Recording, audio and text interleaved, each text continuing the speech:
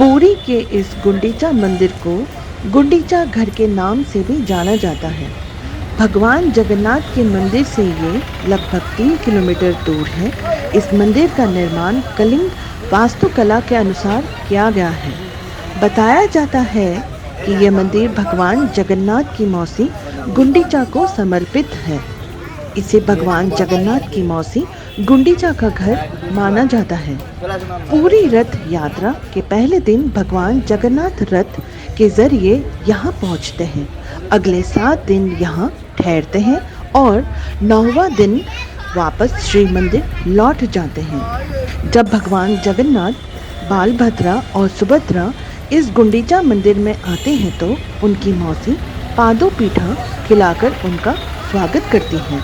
भगवान जगन्नाथ के गुंडीचा मंदिर में ठहरने के दौरान किए गए उनके दर्शन को श्री मंदिर यानी मुख्य जगन्नाथ मंदिर में 10 दर्शन के बराबर माना जाता है। पुरी में रथ यात्रा इस साल 1 जुलाई से 12 जुलाई तक चलेगी। इस रथ यात्रा को लेकर कई मान्यताएं हैं।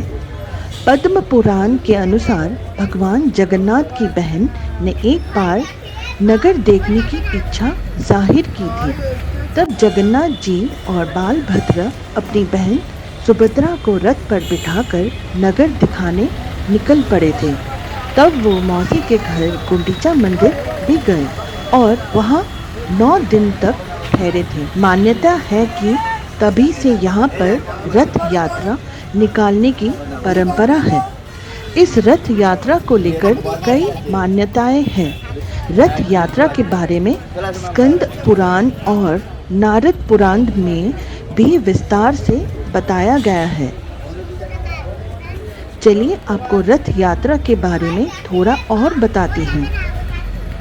श्री जगन्नाथ मंदिर में हर साल 148 त्यौहार मनाए जाते हैं। इनमें 12 यात्राएं, 28 उप यात्राएं और 108 धार्मिक उत्सव शामिल हैं। इनमें सबसे बड़ा उत्सव पूरी रथ यात्रा है। इन रथ यात्राओं में से आषाढ़ यानी जून जुलाई की रथ यात्रा सबसे प्रसिद्ध है। इस सालाना उत्सव में यहाँ पूरी दुनिया से लाखों की संख्या में भक्त आते हैं। भगवान जगन्नाथ के रथ में 16 पहिए तो बालभद्रा के रथ में 14 और देवी सुभद्रा के रथ में 12 पहिए होते हैं। इन रथों को यहाँ मौजूद बड़ी संख्या में लोग खींचते हैं। भगवान जगन्नाथ के रथ को लकड़ी के बने 4 सफ़ेद घोड़े खींचते हैं। इनके नाम शंख, बलहक, श्वेत और हरिदासवा है। तो बालभद्रा के रथ को 4 काले घोड़े खींचते हैं जिनके नाम तिबड़ा, घोड़ा, दीर्घाश्रम और स्वर्णनभ है। वहीं सुभद्रा के रथ को 4 लाल घोड़े खींचते हैं। इनके नाम रुचिका, मोचिका, जीता और अपराजिता है। इन रथों को बनाने की शुरुआत हर साल अक्षय तृतीया के दिन होती है। इस रथ यात्रा को मोक्ष से जोड़ा गया है। कहा जाता है कि शरीर रथ है, आत्मा सारथी, इंद्रियां घोड़े हैं तो मन लगाम है। सभी इंद्रियां यानी सेंसरी ऑर्गन्स से घोड़े का मूल बनता है।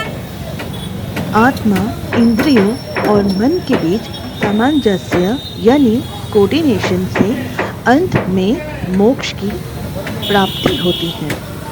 जब रथ यात्रा शुरू होती है तब सबसे आगे वाला रथ भगवान बलराम का होता है, बीच में देवी सुभद्रा का रथ होता है और सबसे पीछे वाला रथ भगवान श्री जगन्नाथ जी का होता है। इस प्रकार 12 दिनों की रथ यात्रा बेहद दिलचस्प और भक्तिमय होता है।